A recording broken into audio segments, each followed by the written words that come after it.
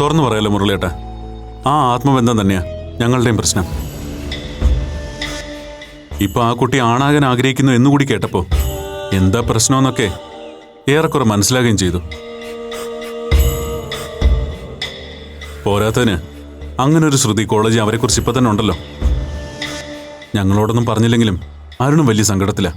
കിഷോർ, അപ്പുവുമായി കുഞ്ഞുനാൾ മുതൽ തുടങ്ങിയ കൂട്ടാണ് മാളുവിൻ്റേത്. എന്നുവെച്ച് ആ ഫ്രണ്ട്ഷിപ്പ് നിങ്ങളാരും പേടിക്കുന്നത് പോലെ മോശപ്പെട്ട രീതിയിലേക്കൊന്നും പോയിട്ടില്ല. പോകാൻ ഞങ്ങളോട്ട് സമ്മതിക്കുകയില്ല. മാളുവിനെ അങ്ങനെ ഞങ്ങൾ വളർത്തിയിട്ടുള്ളത്. ഓക്കെ, നിങ്ങൾക്ക് താല്പര്യമില്ലേ വേണ്ട. ഞാൻ ഏതായാലും എൻ്റെ മകളുടെ വിവാഹം ഉടനെ തന്നെ നടത്താൻ തീരുമാനിച്ചു. അരുണല്ലെങ്കിൽ അതുപോലെയോ അതിനേക്കാൾ യോഗ്യനായ മറ്റൊരാൾ, അത്രേ ഉള്ളൂ. തുറന്ന് സംസാരിച്ചുകൊണ്ട് മുരളിയേട്ടൻ എന്നോട് വിഷമം തോന്നരുത്. ഞാൻ പറഞ്ഞല്ലോ, ഞങ്ങളുടെ ഭാഗത്തുനിന്നുള്ള ആശങ്ക മുരളിയേട്ടനോട് ഷെയർ ചെയ്തെന്നേ ഉള്ളൂ. ഏതായാലും ഞാൻ വീട്ടിൽ ചെന്ന് അപർണ അരുണുമായിട്ടൊന്ന് ആലോചിക്കട്ടെ, എന്നിട്ടേ വിളിക്കാം. എന്താ? ശരി, പക്ഷേ തീരുമാനം എത്രയും പെട്ടെന്നൊന്ന് അറിയിച്ചാൽ കൊള്ളാം. ഷുവർ, ഞാൻ വിളിക്കാം. പറ്റിയ ഇന്ന് തന്നെ. Okay okay.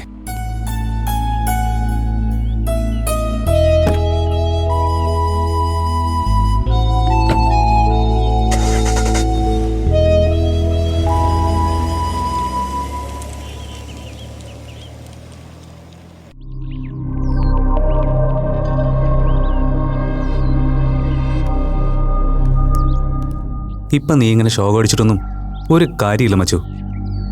അവള് നിന്നെ തേക്കൂന്ന് അന്നേ ഞങ്ങൾ നിനക്ക് വാണിംഗ് തന്നെയല്ലേ.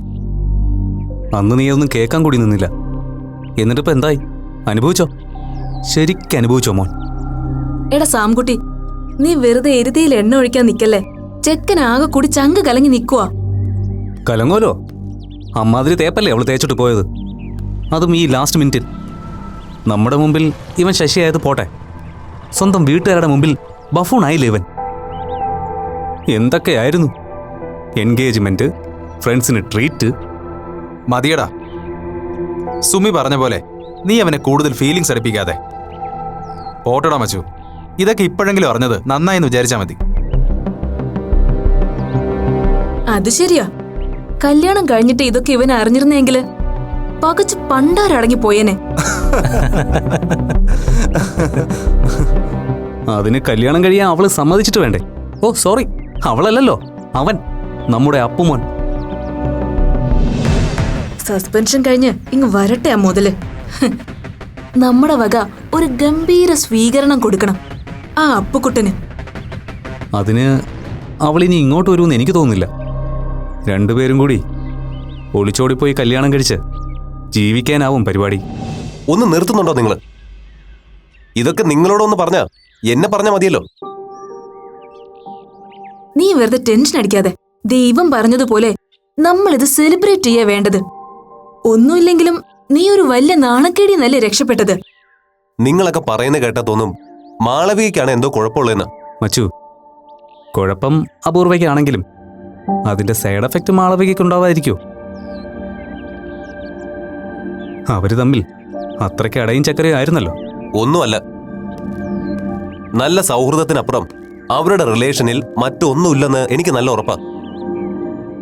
അങ്ങനെ എന്തെങ്കിലും ഉണ്ടായിരുന്നെങ്കിൽ മാളവിക ആദ്യം തന്നെ ഈ പ്രപ്പോസൽ എതിർത്തേനെ.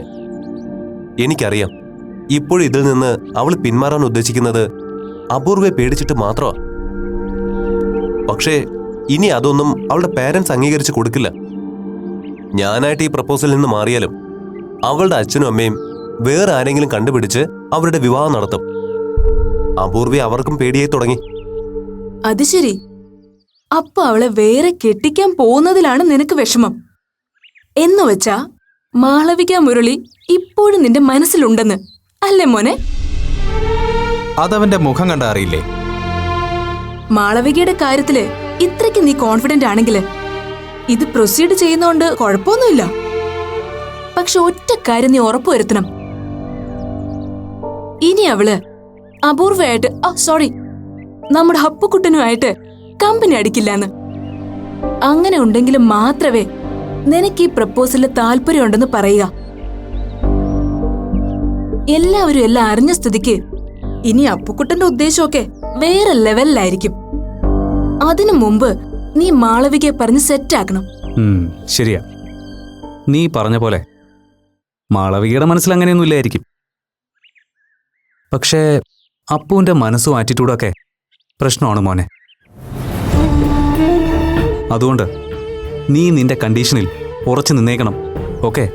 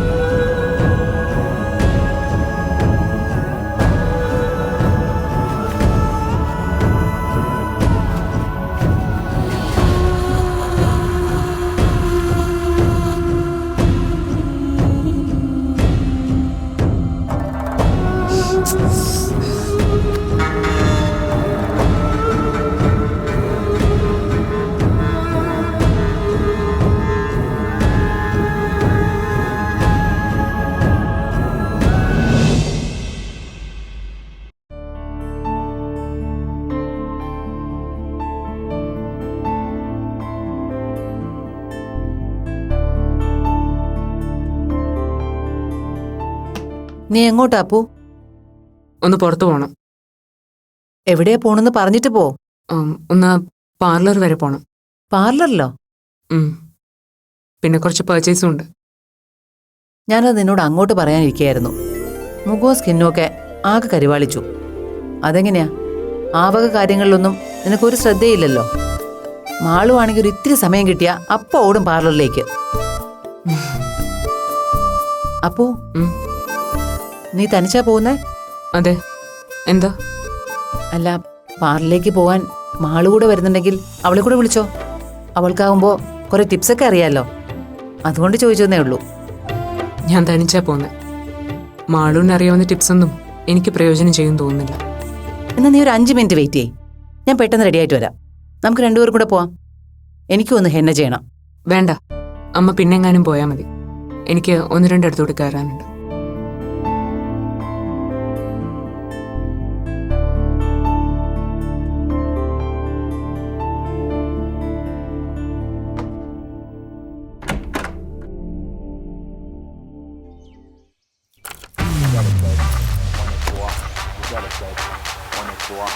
On est quoi